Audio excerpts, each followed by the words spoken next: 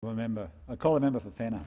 Thank you, Deputy Speaker. I rise to remember Chris Stokman, whose contribution to our community will continue to inspire her friends and peers in the community sector for many years to come. Chris started her working life in a typing pool, then passed through the public service, working in Medicare and the Australian Bureau of Statistics, before finding her vocation in the community sector.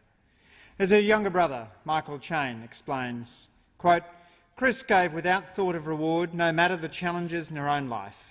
She could never afford to buy a house. Many of the cars she owned were, well, wrecks. But she never collected a fat paycheck, never had a big bank balance, yet she was always there for others. But Chris leaves behind the love and respect she earned through a life well lived. Thinking about how Chris discovered her true vocation at the Early Morning Centre in recent years makes me realise it has always been in her nature to put others before herself and help those in need." Unquote. The Early Morning Centre was established in 2005 to provide a safe place for Canberra's most vulnerable people. And under Chris's leadership for 9 years, from 2007, that's what it did. Chris and her colleagues shaped a place of acceptance and respect, a hub of advocacy for those who came through its doors.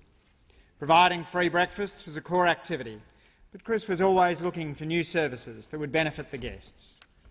Under Chris's leadership, the Early Morning Centre grew into a true community services hub, with services ranging from shower and laundry facilities to legal and medical support.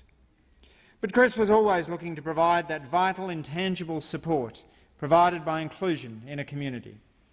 Ongoing activities at the centre include a footy tipping competition run each year by one of the guests, art activities and the Jumpin' Gateway Singers.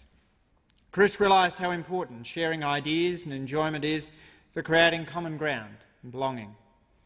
The respect and affection of her colleagues are testament to her character, but also to her working philosophy of absolute focus of the Early Morning Centre's guests. As Margaret Watt puts it, her first response to any proposal would always be, how would this affect the guests? She'd weigh all suggestions with them in mind. My office has tried to make it a habit of supporting Chris's work by taking a group of Labor Party volunteers along every now and then to cook a barbecue lunch for the centre's guests. It's a practical gesture. We bring the food, the Early Morning Centre provides the barbecue, the guests get a good meal and see a few different faces.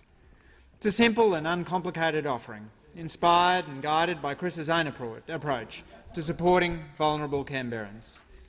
There are many others in our community and beyond who have been similarly impressed and inspired by Chris's character. Karen Walker, who worked with Chris and the Early Morning Centre's board, said, quote, "Chris was such a strong and inspiring force for good in this world. Whenever I would get a little bogged down on my day-to-day stuff, I only needed to have a cuppa with Chris to put everything back into perspective and gain a new burst of motivation." Former Prime Minister Kevin Rudd said, quote, "I remember a number of times helping out on a number of mornings in the centre with her when PM. A good human being, a Christian in daily life, the hardest challenge of all." Peter Gordon, the Director of Economic Futures Australia, quote, "Chris was a wonderful person, so selfless, and she created something that had never been seen in Canberra." Carrie Leeson, Chief Executive Officer of Lifeline, quote, "One of Earth's angels. I know my team are reeling from this loss." Chris's brother recognises the qualities that helped her build and build on so many human connections. Quote, "I know that if I ever find myself being too harsh, too impatient, too selfish, or just too plain cheeky, it'll be Chris's voice that brings me back, that lets the light in. And I know the centre will continue as Chris would have wanted, and in every breakfast served, in every life touched, will be a memory of the compassionate human being she was." End quote. Margaret Watt said that, quote, "When two Early Morning Centre volunteers visited Chris in hospital, this was Monday of last week, on the day before she died, the conversation was about the success of the recent Early Morning Centre fundraiser and planning ahead for the Early Morning Centre's Christmas lunch. She was always thinking of the guests." Chris Stokman was a true Canberran. She loved Canberra and never wanted to live anywhere else. She'd made a career change, and it's one that should inspire all of us to do a better job in our lives, to reach out to the most vulnerable, to see those who were doing it tough as people just like us who need a friendly word and a helping hand. Never to be pitied, never to be scorned, always to be respected. She's survived by her mother, her brothers, daughter and 3 grandchildren.